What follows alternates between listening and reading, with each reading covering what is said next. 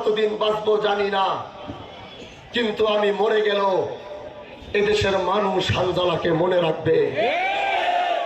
যেই ভালোবাসা হানজালা পেয়েছে, হানজালার হাতটা ধরার জন্য মানুষ যেমন পাগল হয়ে যায়, হানজালার এই বুকের সাথে বুকটা লাগানোর জন্য মানুষ যেমন পাগল হয়ে যায়,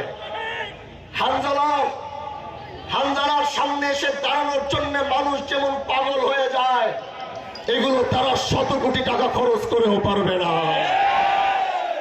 তাহলে আমি যে কথাটি বলেছিলাম ইলেকশনের আগে, যে এই দেশে হয়তো দুইটা জিনিস হবে, এক হয়তো টাকার বিজয় হবে, না হয় ভালোবাসার বিজয় হবে। আমার এই বক্তব্যটি আপনারা শুনেছিলেন। তাহলে আজ শিবচরের মাটি থেকে প্রমাণ হয়ে গেল, শিবচরের মানুষ টাকাকে প্রত্যাখ্যান করে ভালোবাসাকে বিজয় করেছে। প্রিয় ভাইরা আমার, আমি হানজালা এই পর্যন্ত আসতে আসতে আমার নেতৃবৃন্দরা অনেক কষ্ট করেছেন, প্রবাসী ভাইয়েরা কষ্ট করেছেন। প্রবাসী ভাইদের ব্যালটের সাথে এই দেশে যারা সরকারি চাকরি করেন, যারা প্রবাসীদের মতো আগে ব্যালট পেয়ে ভোট দিয়েছেন, তারাও কষ্ট করেছেন। আমি সবাইকে, আমি হানজালা আন্তরিক মোবারকবাদ জানিয়ে আমি আপনাদের শুকরিয়া আদায় করছি। ইনশাআল্লাহ যেই ভোট আপনারা হানজালাকে দিয়েছেন, হানজালা সেই আমানতের খেয়ানত হতে দিবে না। হানজালা যে কথা বলেছিল যে আল্লাহ যদি কোনোদিন আমাকে নির্বাচিত করে, তাহলে হানজালা হযরত ওমর রাদিয়াল্লাহু তাআলা আনহু সেই 1400 বছর আগের সেই সোনালী যুগ পুরাটা যদি ফেরত না আনতে পারে, অন্তত সোনালী যুগের কিছুটা অংশ হলো শিবচরের মানুষ দেখবে। আমি বলেছিলাম যদি আমি নির্বাচিত হই, ওমরের মতো কাদের ভিতরে আটার বস্তা গমের বস্তা হয়তো নিতে পারবো না, কিন্তু রাতের বেলা হয়তো এই শিবচরের মানুষ আমাকে তার দরজার সামনে দেখবে।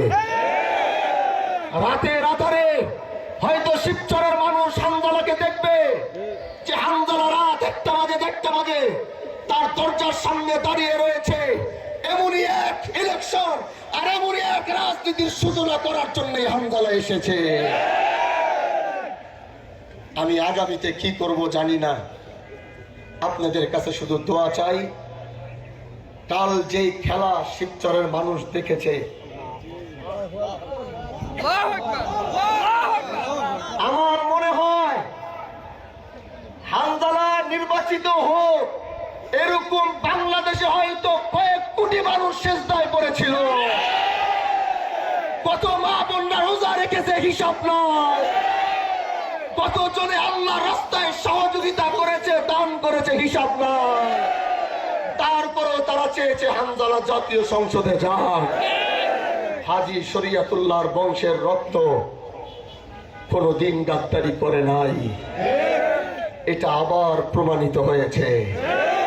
এজন্য এই বংশ যেমন ব্রিটিশ বিরোধী আন্দোলন করেছে, এই বংশ যেমন অন্যায় অবিচারের বিরুদ্ধে রুখে দাঁড়িয়েছে। আমি আল্লাহকে বলেছিলাম, আল্লাহ হাজী শরিয়তুল্লাহ তার রূহ তো আমার ভিতরে আসবে না, তার রুহানিয়াতটা তুমি আমার ভিতরে ঢুকায় দিও। হানজালাকে দেখে যেন মানুষ 250 বছর আগের হাজী শরিয়তুল্লাহকে মনে করতে পারে। তার ন্যায় নীতি ইনসাফের সেই আদর্শ যেন আমরা ধরে রাখতে পারি, সেই আদর্শ যেন নিয়ে চলতে পারি। সেই দোয়া আমাদের জন্য করবেন ইনশাআল্লাহ। বলেন, সেই দোয়া আমাদের জন্য করবেন ইনশাআল্লাহ। আজকের এই গণজোয়ার শিবচরের রাজনীতির সমীকরণ পাল্টিয়ে দিয়েছে। আল্লাহর কাছে দোয়া করি, এত হাজার হাজার লক্ষ লক্ষ মানুষ যারা আমাদেরকে ভালোবেসেছে, আমি যেন তাদের আমানতকে, তাদের আমানতের রক্ষা আমি হানজালা যেন করতে পারি। এই দোয়াটা আমার জন্য করবেন ইনশাআল্লাহ। আমার বাবা এখানে বসা, আসলে জানেন একটা কথা না বললেই না, আমি যখন ছোট আমরা বংশাল বাসায় থাকতাম, আমার বাবার খুব ইচ্ছা ছিল আমার সে ছোটবেলায় বলতো, হানজালা তুমি একদিন এমপি হবা। জিজ্ঞেস করেন আমার বাবা আমাকে বলতো কিনা, তখন আমার বয়স 7-8 বছর হবে।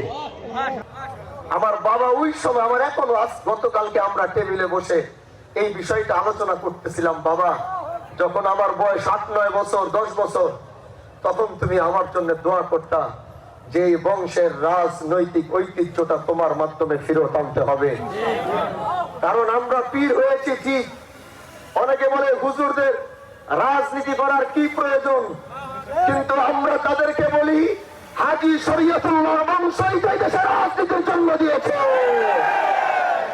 এজন্য বাবা বলতো, কারণ দাদাজান রহমতুল্লাহ আলাইহি ইয়েমেনে ছিলেন, এমপি ছিলেন, তা বাবা বলতো রাজনৈতিক সে ঐতিহ্যটা পরে বড় চাচা মুসলিউদ্দিন আহমদ আবু বকর মিয়া রহমতুল্লাহ আলাইহি, উনিও রাজনৈতিক মধ্যে খুব সক্রিয় ছিলেন।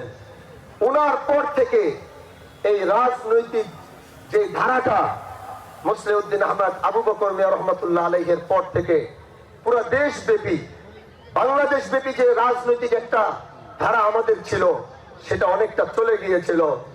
বাবার সেই দোয়া হয়তো আজ থেকে অনেক বছর আগে ছিল, আল্লাহ হয়তো 2026-এ কবুল করেছে। এজন্য আমার সাথে এতদিন যা হয়েছে, আমি একটি কথা পরিষ্কার করে আপনাদেরকে বলে দেই, আমার সাথে এতদিন যা হয়েছে আমি এতটুকু বলতে পারি যে এই জিনিসটা আমার নিজের কন্ট্রোলে ছিল না। আল্লাহর কসম, আমার প্রতিটা ধাপ আর সে আজিমের মালিকের হুকুমে ছিল। আমি রাজনীতির মাঠে আসতে চাই নাই, বিশ্বাস করবেন কিনা জানি না, আমি আসতে চাই নাই। আমার নেতৃবৃন্দ আমাকে জোর করেছে, বলছে ভাই আর মাত্র 7 দিন সময়, আপনি এখনই কি করবেন করেন।